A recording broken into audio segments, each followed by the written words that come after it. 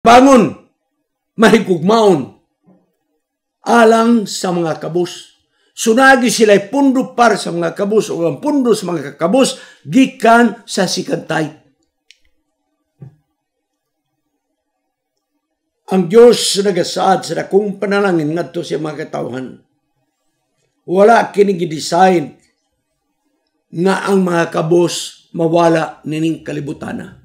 Bisan tuod may programa ang Israel para sa mga kabus apan dili ni katarungan nga mawala ang kakabus. Nga naman, kay igsoon nagaingon ang sinulat ni Moses, ang Diyos nagpasidaan nga ang kakabus dili mawala nining yutaa. Adunay kanunay mga katawhan nga nagtawag alang sa inyong simpatiya, gugma ug pagka maluluyon. Nang karon ang mga katawhan nga adunay mga kamalasan, balatian, nga wala ang ilang propiedad, apan dugay na sila nga nagasunod sa instruksyon sa Diyos, walay makililimos taliwala kanila nga mawad ang pagkaon. Nga naman, kaya kung nagkamalas-malas sila silang panginabuhi, taliwala nga sila matinumanon sa pag-alagad, apan may sirkumstansya, kita igsoon, personally og ingon nga simbahan, mo'y mutabang nini matawana. Kining sikantayt alang sa pagtabang sa mga kabus, dili makahunong sa kakabus. Dili makawala sa kakabus. Kaya nagingon ang Ginoo, dili mawala ang kakabus din yung yuta. Mahinungdan nga kita, aduna kanut kita'y kanunay, welfare ministry.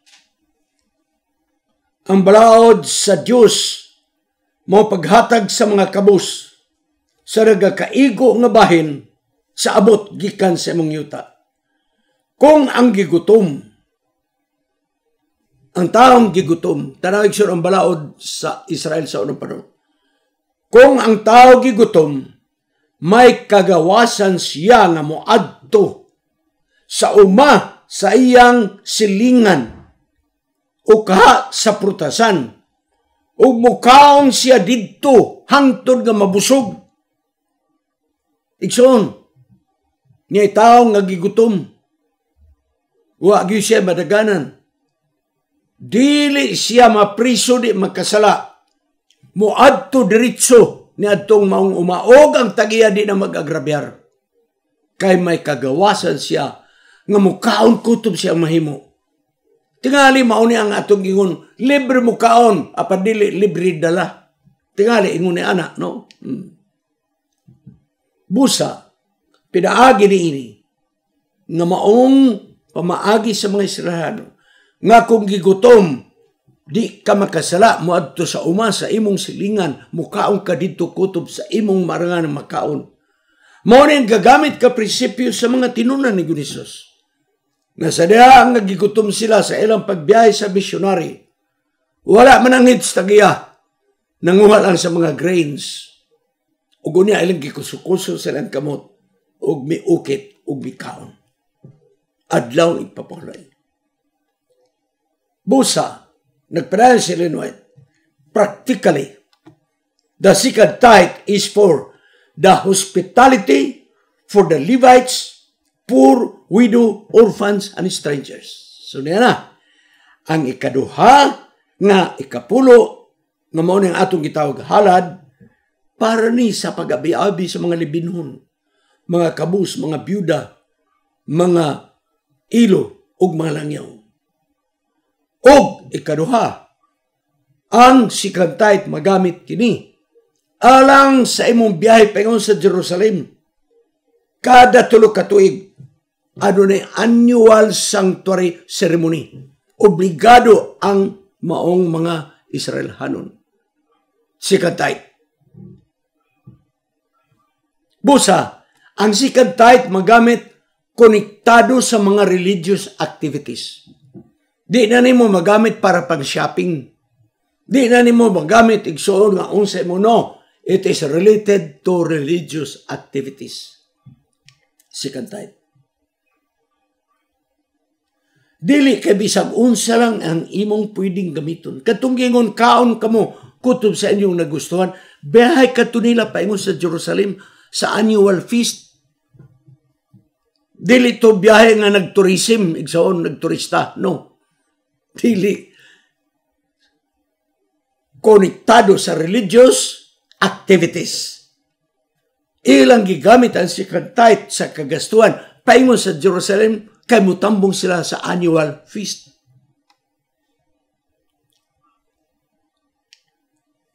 Sa mga kaigsunan, ang paggamit o ang katuyuan sa first tithe eksklusibo para sa Levites. Mao kanang ang atong tithes para sa atong organizational expenses. Nga gisentralize paingon ngadto sa mission, union o division. Ang second tithe aduna siya'y kagawasan sa paggasto sumala sa natudlo sa Biblia. Hospitality, welfare ministry, pag-entertain sa mga kabus o guban pa, o religious activities na may kalabutan. Diya magamit ang second tithe. Sa mga kaigsunan, aron na hapsay ang atong pamaagi sa second tithe, ang atong organization nag-promote sa gitawag Combined Offering Plan, COP. Mao ka nagkaroon ang atong gipalukop. Mao ka nagkaroon ang gipangusgan sa atong mga organization.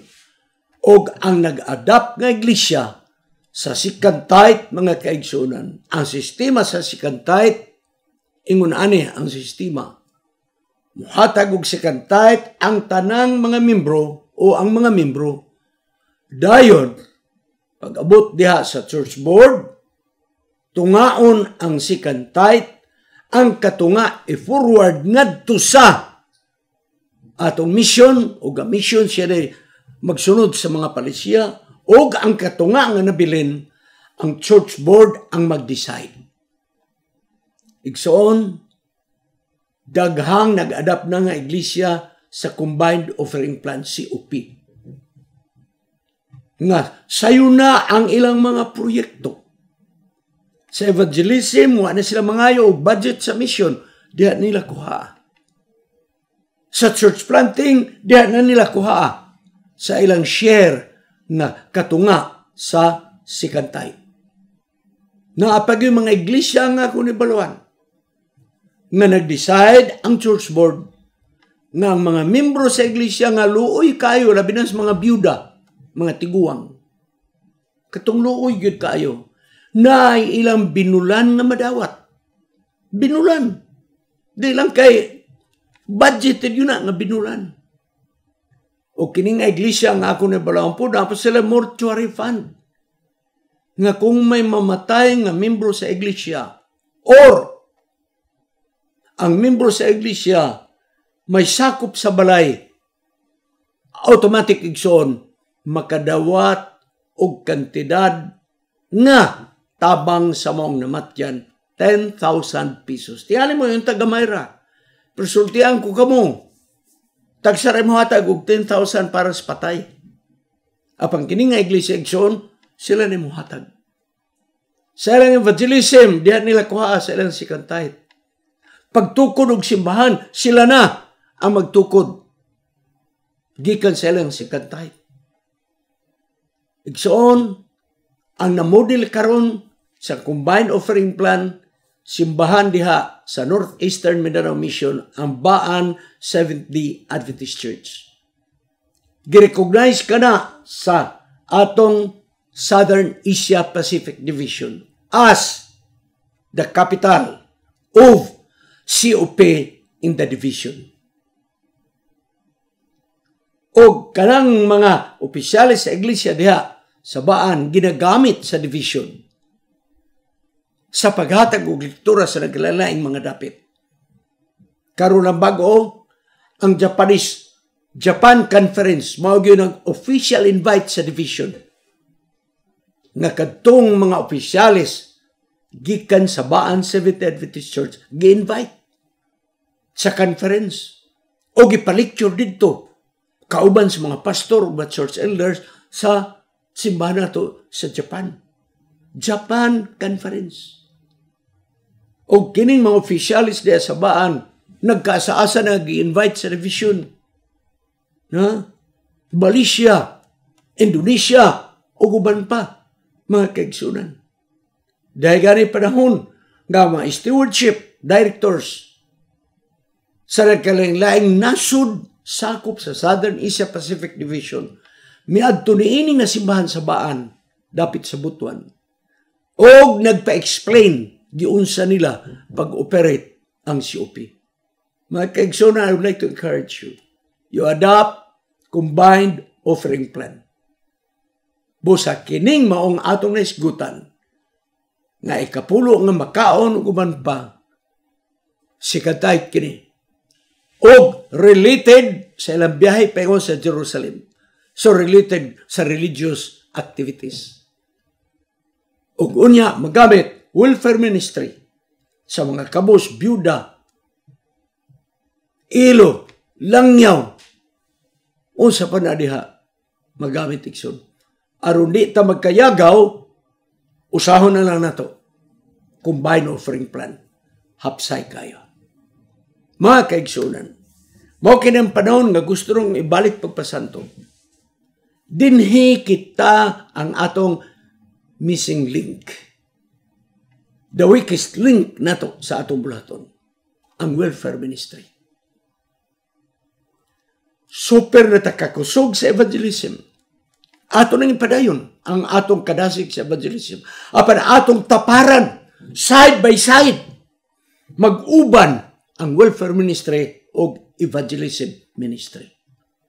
Punduhan nato og salapi ang welfare ministry.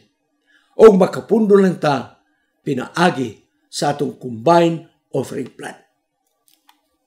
Manginaot ko nga kini nakahatag o katinawan alang sa nangutana nga atong igsoon.